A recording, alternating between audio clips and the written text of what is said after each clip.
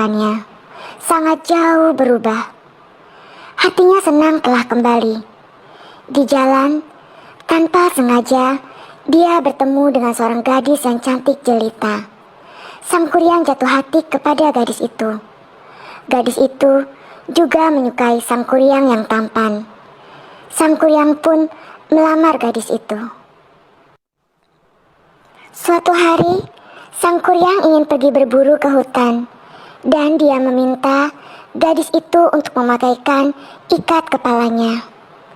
Betapa kaget Dayang Sumbi melihat bekas luka di kepala Sang Kuryang. Ternyata lelaki yang meminangnya tak lain adalah anaknya sendiri, Sang Kuryang yang selama ini dia nanti-nantikan. Merasa malu telah dilamar oleh anaknya sendiri, Dayang Sumbi memberitahukan kepada Sang Kuryang kalau dia adalah ibunya. Tapi Sang Kuryang tidak mempercayai kalau gadis jelita ini adalah ibunya. "Aku tidak percaya kalau kau adalah ibuku. Ibuku pasti sudah tua dan sudah mati. Sedangkan kau seorang gadis jelita. Kau pasti berbohong kepadaku." Dayang Sumbi terus meyakinkan anaknya kalau dia adalah ibunya yang telah dirubah oleh dewa menjadi gadis jelita dan awet muda. Tapi Sang Kuryang tetap tidak mempercayainya. Dikarenakan bingung dan malu, Dayang Sumbi mencari cara untuk membatalkan pernikahannya dengan Sang Kuryang. "Baiklah, kalau kau ingin menikah denganku, ada dua keinginanku yang harus kau kabulkan. Apabila kau tidak dapat mengabulkannya, kau tidak dapat menikah denganku." Permintaan dari Dayang Sumbi yang pertama adalah Sang Kuryang harus membendung Sungai Citarum. Dan yang kedua, harus membuatkan sebuah perahu yang besar untuk menyeberangi sungai. Dan semua itu harus diselesaikan sebelum pagi menjelang.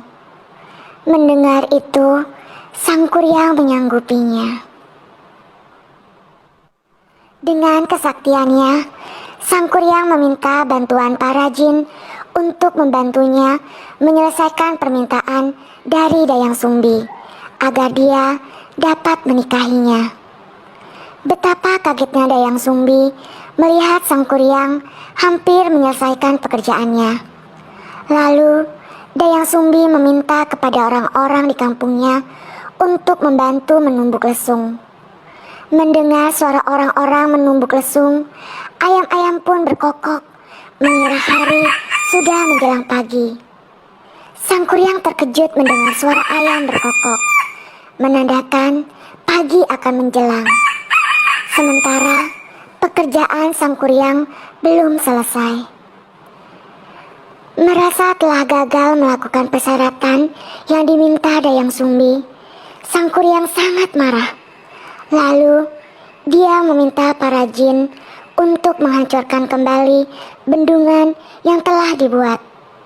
Sementara Sang Kuryang dengan marah menendang perahu besar yang telah dibuatnya sehingga terlempar dan perahu itu jatuh terbalik. Perahu itu berubah menjadi gunung yang pada akhirnya diberi nama Tangkuban Perahu.